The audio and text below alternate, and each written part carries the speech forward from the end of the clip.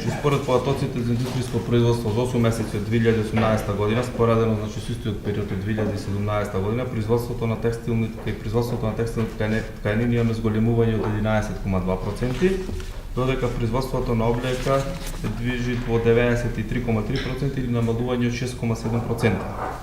Извозот за 7 месеци од 2018 година е 386 милиони американски долари, а поделно кај текстилни тканини извозот е 56,2 милиони долари, додека кај производството на облека тој извоз е 330 милиони долари, што е зголемување во споредба со ланскиот период од 14,8%.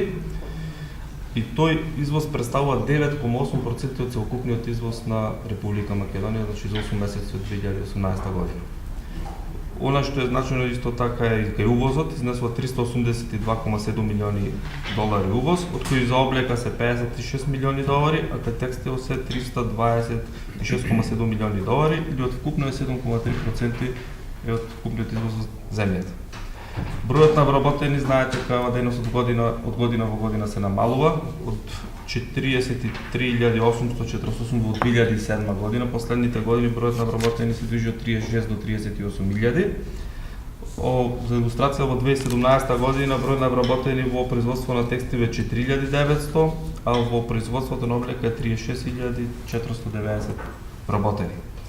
За едните проекции, значи што очекуваат 2018-2019 година, тоа ќе каже председателот Ангел Димитров, но она што е значајно е дека македонските текстилни компании се уште се интересни за странските пазари, пред се поради близината на европскиот пазар и малите серии, високиот квалитет на производи и солидните цени.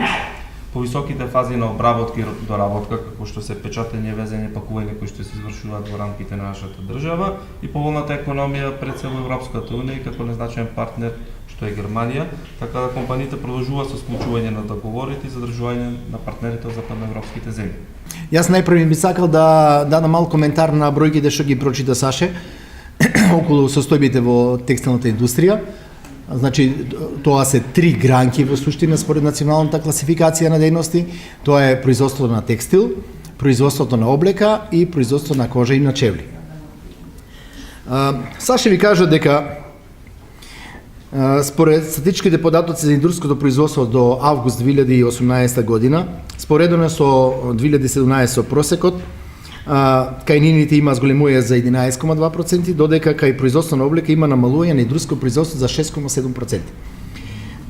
Ова намалување на тоа индустријско производство одговара и на бројот на намалување на бројот на работниците во овие гранки, така да ако ги споредиме бројот на вработените во август 2018 година во однос на просекот 2017 година, кај производството на облека бројот на вработени е намален за 4,9%, додека кај производство на кожа и слични производи дури за 5,1%. И мислам дека во оваа гранка овој пат во идниот период ќе биде и малку поголем него во производството на текстил и на облека.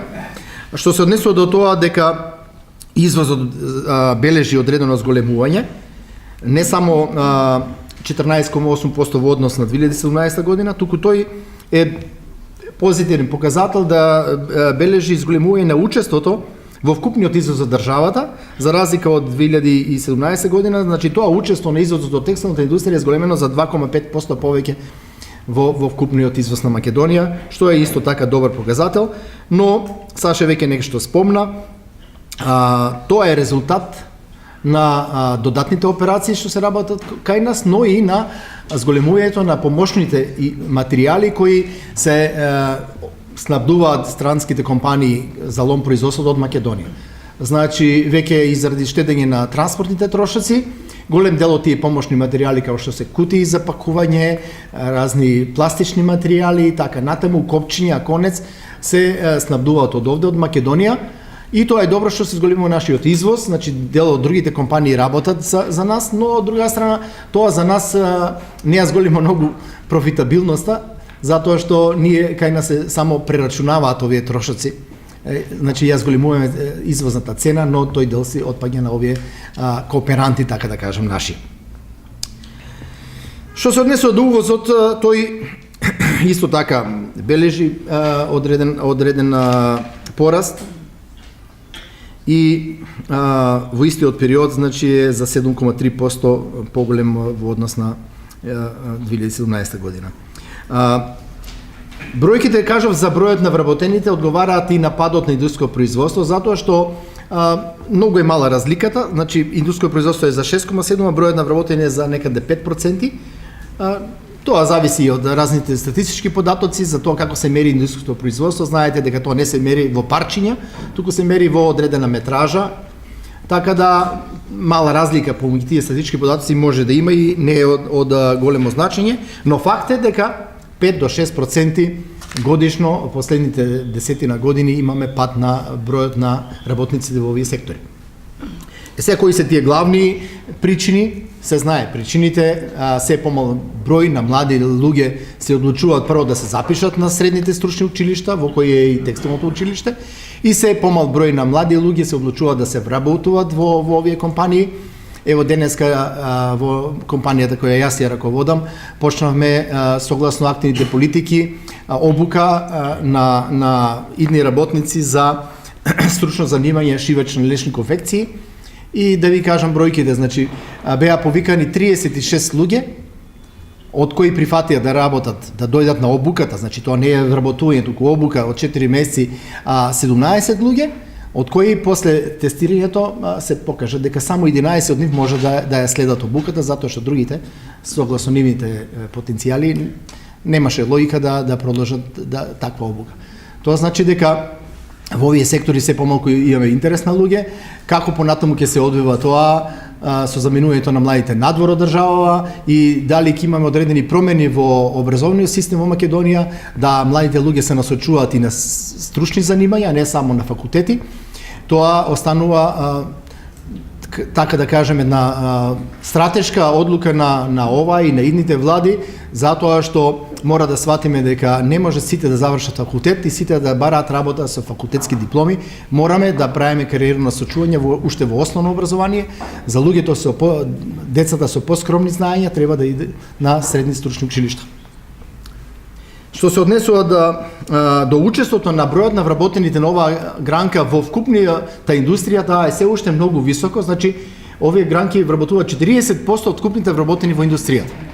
Значи покрај значењето што го имаме во извозот, као нето извозници и нашето учество во бројот на вработени е се уште многу големо и затоа мислиме дека оваа гранка заслужува и понатаму одредена поддршка за да може да обстане, затоа што верувајте овие луѓе, поготово оние постарите работници кои ги имаме кај нас, а старосна граница секоја година е се поголема и поголема, старосната структура, тешко да се преквалификува за некоја друга работа. Така да мораме да обезбедиме начин да овие луѓе и понатаму продолжат да работат. А дали ќе работат или не, најмногу зависи од тоа дали сме ние конкурентни на светските пазари. Значи, оценка за тоа дали си успешен или неуспешен на било кој од реалниот сектор е пазарот. Значи, ние може да кажеме вие сте многу добри или вие сте многу лоши, но пазарот тој што кажува дали не бива или не бива. Дали нашите производи според квалитет и според цената се конкурентни на светскиот пазар. Ако не сте конкурентни, значи ние може да имаме и златни лустери по фабриките, свет ќе биде залудно затоа што со цената нема да бидеме конкурентни.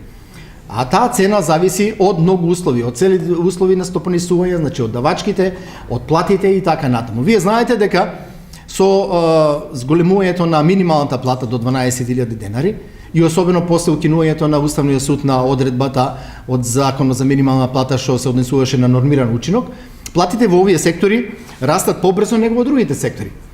Статистичките показатели покажуваат дека, да речеме, 7 месец 2018 во однос на просекот 2017 година, земјоделството платата пораснала за 10,2%, во преработувачката индустрија за 10,5%, додека во производството на облека за 13%. Значи за 3% повеќе, а додека производството на кожа и слични производи за 17,6%. И ова е логично затоа што кожата имаше многу пониска плата и од производството на облека, така да сега со зголемување на минималната плата видите она има и најголем процент на раст, што може би ќе речат некој нелогично е, но логиката е отаму затоа што тие имаат многу ниска основица. Како овој пораст на платите ќе се одрази на мотивацијата на луѓето да работат во овие сектори, но од друга страна и како ќе се одрази на нашата конкурентна способност на светските пазари, од тие две работи ќе зависи нашето идно постоење и нашиот иден развој. Значи, ние можеме сите сакаме поголеми плати. И сите велиме дајте и поголеми плати, но економијата е немилосрдна. Тоа е една вага, еден тас на кој се мери колку се нашите трошоци, а колку може пазарот да ни плати. За жал, наши најголеми конкуренти се далечни од исток, каде што имаат далеку помали плати од нашите. Значи, ние ако сакаме да и понатаму ги зголемуваме платите, а да останеме конкуренти, единствен начин е да зголемиме продуктивноста, а тоа може најмногу да направиме со вложување во посовремени машини и автомати, на кој начин со помал број работници би го оствариле истото производство. За жал, има податоци и од текстилниот кластер, Сабајле разговарал со председателката нивна, дека особено во некои предпријатија што работат со плетенини, последни месеци се јавува и недостиг на работа. Значи, нема доволно работа и мора луѓето да ги пуштат на некои неплатени одмори. Колку е ова резултат на сезонски некои влијанија или е резултат на намалувањето на нивната конкурентска способност, за која што сега зборував, заради пораст на платите, се уште не знаеме. Ќе видиме што ќе се случи во овој период, бидејќи октомври, ноември, декември секогаш се биле најдобри месеци за работа на овие предпријатија и остваруваат најголемо индустријско производство и најголем извоз. Следната тема на која сакам да се осврнам е околу изјавата на вице-премиерот Ангушев околу разгледувањето на идејата на владата за замрзнување на придонесите во овие гранки. Тоа не е нова идеја. Прв пат сега можеби доби повеќе влијание во состанок во Штип, но каде што вице-премиерот кажа дека се размислува во владата и ако се донесе таква одлука, тоа би требало да почне да функционира следната година. Таа идеја прв пат произлезе уште во јули месец, каде премиерот лично кажа дека се размислува за една таква идеја за замрзнување на придонесите на работените од 12 до 18.000 денари или на вработените во овие трудоинтензивни гранки, а веќе имаме одреден критериум за тоа што е трудоинтензивна гранка со измена на Закон на минимална плата, последните субвенции за покачување на подобрите плати на 12.000 денари. Тоа е, ако остане тој критериум, тоа е кога трошоците за плати за вработените ви учествуваат повеќе од 50% од скупните трошоци во компанијата и мислам дека е добар критериум. Како оваа мерка би се одразила во однос на оние претходните мерки?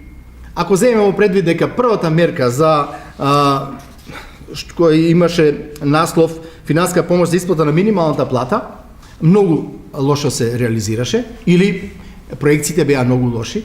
Се планира 6 милиона евра, па потоа се намалира на 600.000 евра. Ако ја земете завршна сметка во буџетот за минатата година, ќе видите дека се исплатени околу 180.000 евра. Значи, таа мерка многу малку, скоро ништо немаше ефект на подобрување на состојбата финансиска состојба на овие компании.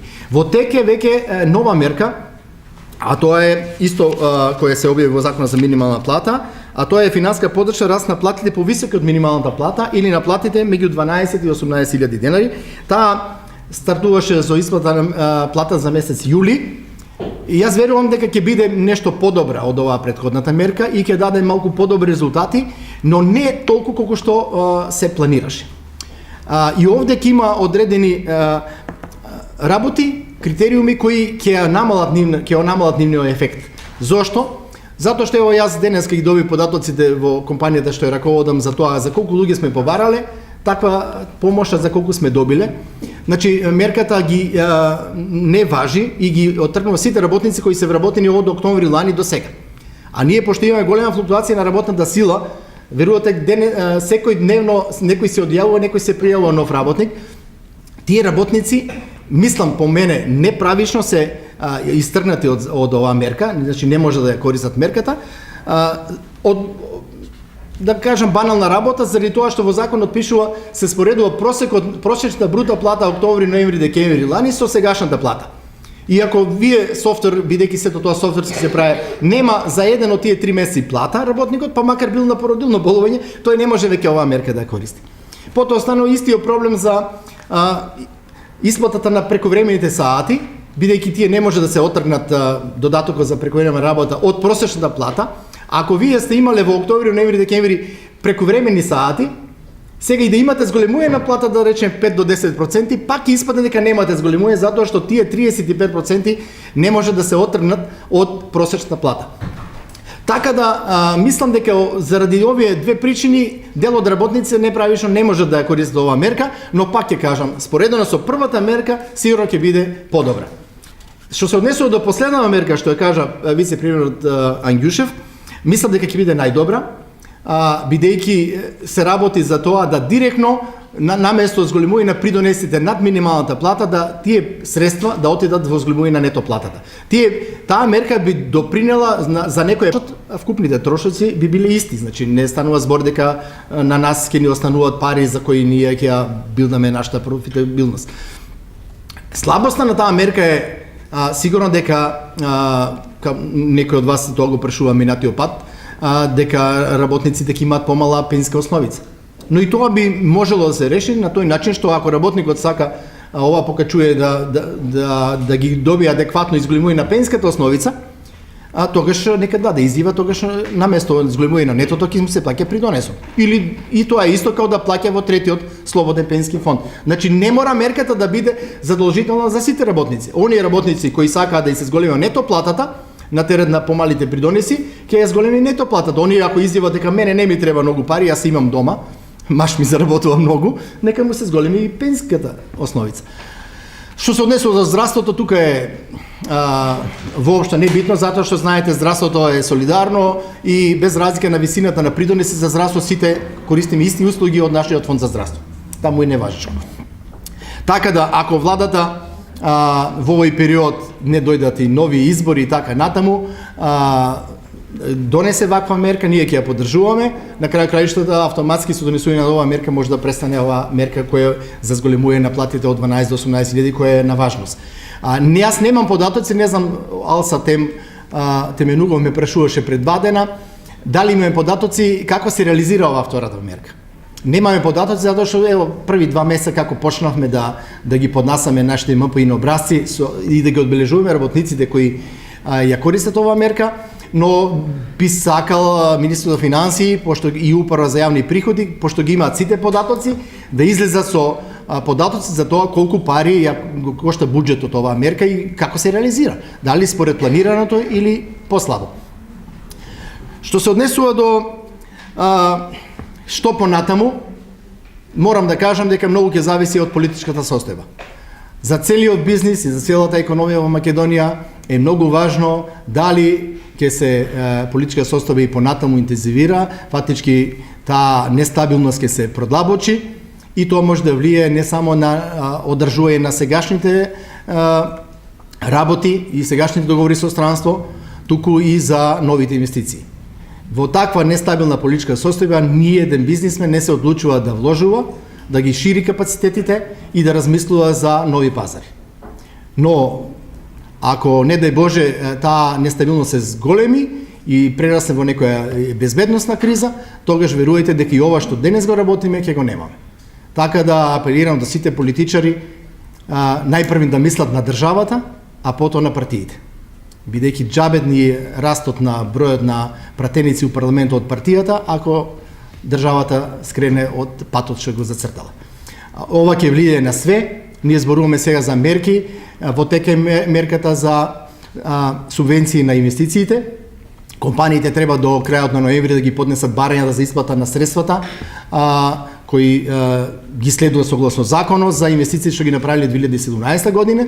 И верувајте сега сите чекаат ноември, ако почне нови избори, целата енергија ќе преиде во тие избори, сите ќе занимаваме со политика, а ќе страда бизнисот.